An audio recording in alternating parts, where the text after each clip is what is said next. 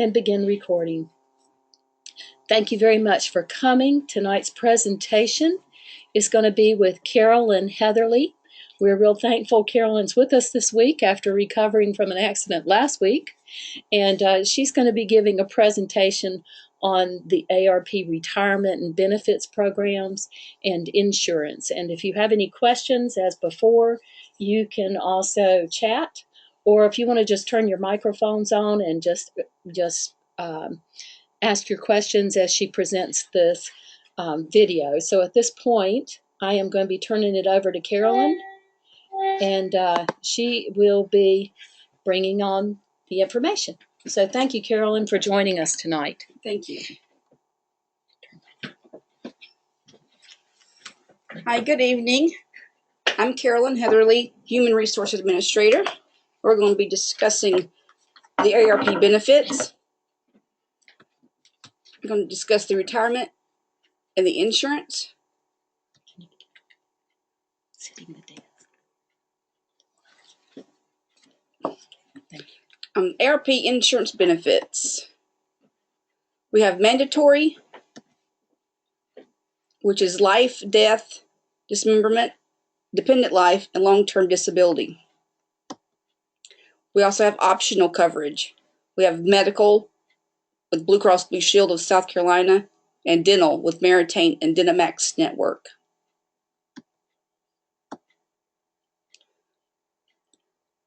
Who's eligible for mandatory and optional insurance? Full-time employees who work 30 hours or more per week. Our monthly premiums for the mandatory coverage, and the mandatory premiums are paid by the church or agency. Life and accidental death and dismemberment is $12.30 a month. Dependent life is $1.50. Long-term disability is a formula. It's salary times 0.0053.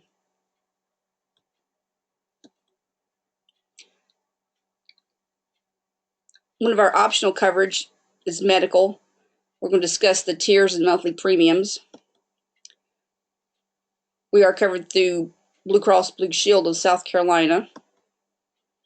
Our employee only is $660 a month. Employee plus one is $1,201.21. Family coverage is $1,483.49. Our other optional coverage is dental. We're covered through Meritain, and we also just added the Dynamax Network. Employee only coverage is $41.61 a month. Employee plus one is $82.31 a month. Family coverage is $117.09 a month.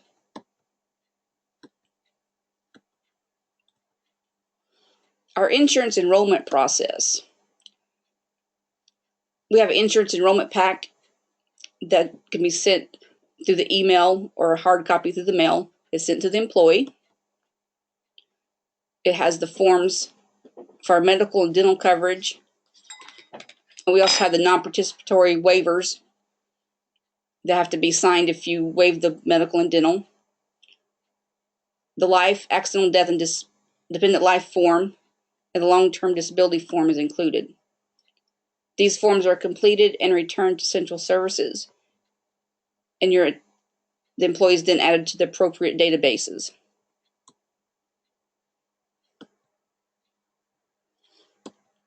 How are the premiums paid?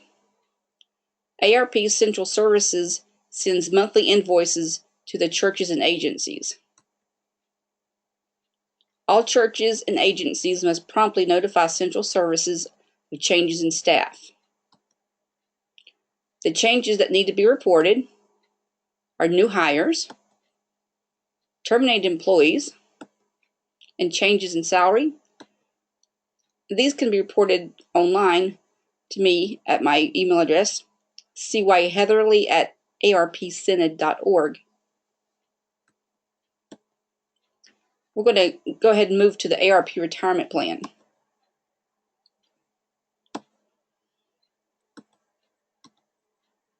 What is the ARP retirement plan? It's a defined benefit plan. It's a pension. It's not a personal account. It's not portable, and it's non-transferable.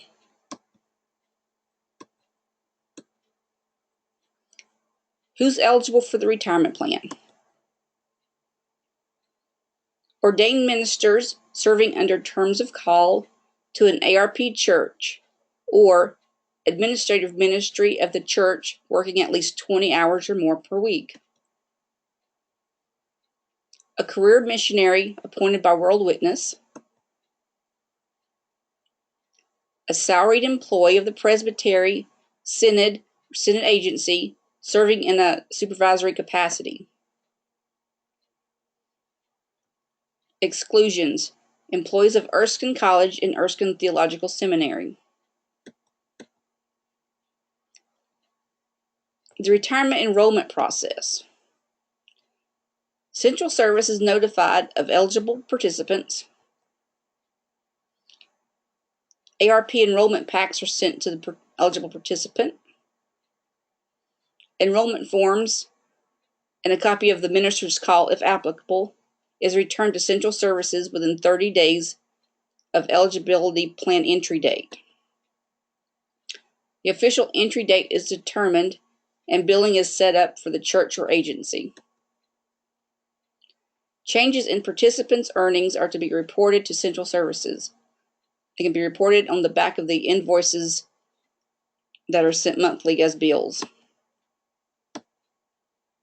The official entry date into the plan is determined by these variables. Variable number 1, ARP minister is ordained and receives a call. Then the official entry date is the employment date with the church. Number 2, a minister is employed, then receives the ordination. The official entry date then is the ordination date. Variable number 3, a salaried employee of the Synod agency in a supervisory position and works at least 20 hours a week. The official entry date is the date of employment. Variable number 4, the retirement forms are not returned within the required 30 days of the eligibility date. The official entry date becomes the date the forms are returned to Central Services and processed. Who pays the retirement premiums? The participant's employer is billed monthly by Central Services. Monthly premiums are 12% of monthly earnings. Changes in earnings should be reported to Central Services. The change form is located on the back of the monthly invoice. What's included in the participant's earnings? Base salary, housing and utility allowance, education allowance, travel allowance, Social Security allowance. What's not included? Insurance or overtime, gifts, expenses that are reimbursed to the employee. How is the retirement plan funded? The organization of the eligible participant contributes 12% of each eligible employee's earnings to the ARP retirement fund. These funds are managed and invested by professional money managers. Frequently asked questions. When can a vested participant retire? The earliest age is 62. How much will the participant receive in payment benefits? Monthly checks based on 3.1% of earnings. This is before January 1 of 2014, plus 2% of earnings after January 1st of 2014. When will participant receive the initial check? The first of the month after their retirement date. How are participants' accrued benefits calculated? Years of service in relationship to ARP vesting percent schedule. This schedule assumes no breaks in service. Less than 3 years, vesting is 0%. 3 years of service, vesting is at 20%. 4 years of service, vesting is 40%. 5 years of service is 60% vesting. 6 years of service, vesting is 80%. 7 years of service, you're 100% vested.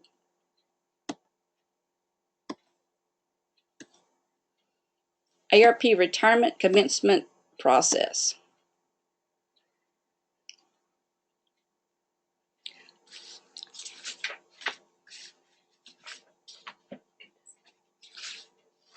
Participant notifies Central Services of intended commencement date, preferably 6 months in advance.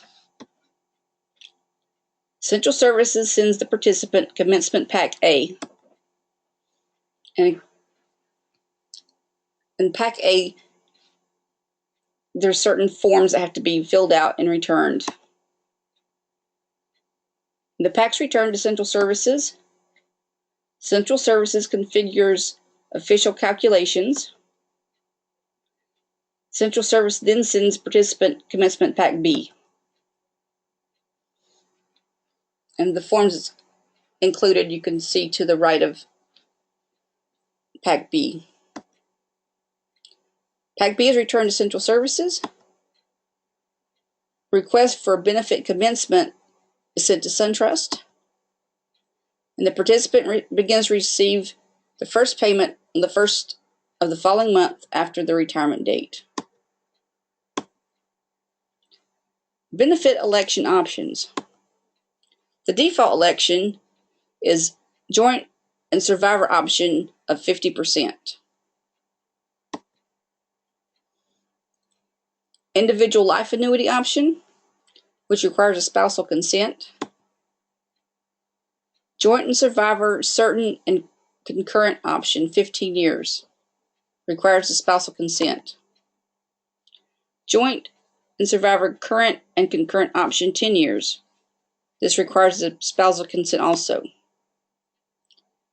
Joint and survivor 3/4 continuation option. This requires a spousal consent. Joint and survivor full continuation option. This also requires a spousal consent. The spousal consents are required because you're electing something besides the default election.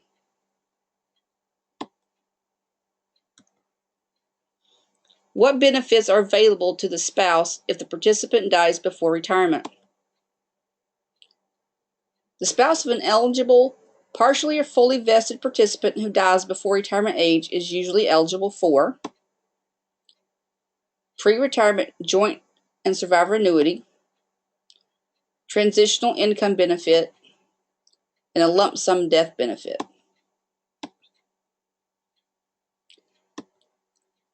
A summary of the ARP benefits can be found at the ARP benefit website at www.mybenefitsview.com. Username is ARP Salaried. Password is benefit. On your last slide, the one before that one, go back one more slide.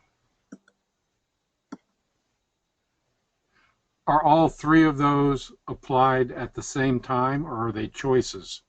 No, they are applied. The lump sum death benefit, they can elect that. The transitional income starts if they're not at retirement age. That those payments are given to the spouse until they become of retirement age. Who becomes retirement age? The living spouse. It's like a 3-step process. Okay, maybe I'm not clear. You have a gentleman who dies that's a pastor at age 61, let's say. the wife won't be able to collect the transitional income benefit or the full amount No, until one no. more year passes, When he dies at 61, she gets the transitional income benefit. but no lump sum? The lump That, sum, that was my question was, do all three apply? And the answer seems to be no. if they want just if they choose just to have the lump sum benefit, then the other two don't apply.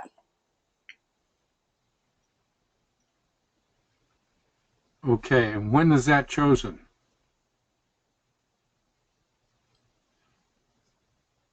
After the person dies, they have that choice of how to collect the spousal benefits. So the surviving spouse makes a decision for her Yes. husband No. who died at Sorry. 61, which of the three choices she wants? Yes. Okay. That information goes into the package to the surviving spouse? Yes. Okay. Yeah, you went through the slides very quickly, so I it was kind of hard to slow everything down, but that one just kind of made me very curious because that's something that could happen. Appreciate it. I'll drop off. That's quite all right. If you have further questions, you will be able to watch this again on the YouTube. I don't know if you've been accessing those, so you can watch it several times. But Carolyn is available to answer your questions later as well. At the end of that, you'll see a phone number and also an email address where you can get in touch with Central Services. And I'm sure she'll be glad to answer any question you have then. Do you need me to go back through any slides? I'll be happy to.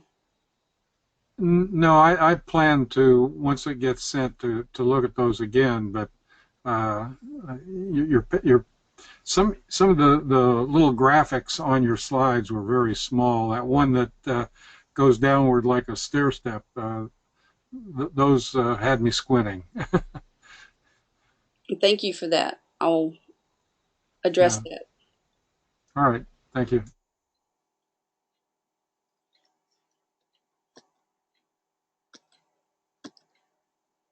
You can go back through the benefit summaries in the website where they can be found.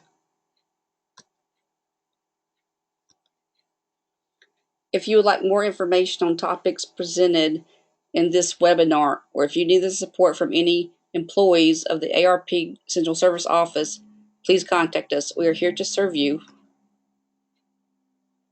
Roger Wiles is our Executive Director.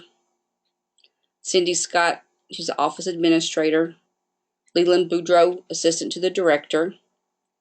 Brian Such, Director of Finance. Elisa Prince, Accountant. Carolyn Heatherly, Human Resource Administrator. Susan Tanner, Editor of the ARP Magazine. Missy Middleton, Assistant to the Editor.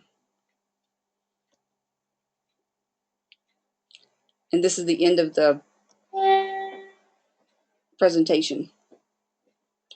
Okay, thank you very much, Carolyn. At this point, oh, don't, just leave it. Okay. Thank you, Carolyn. I appreciate that very much. Carolyn will be glad to share the presentation she has with y'all later.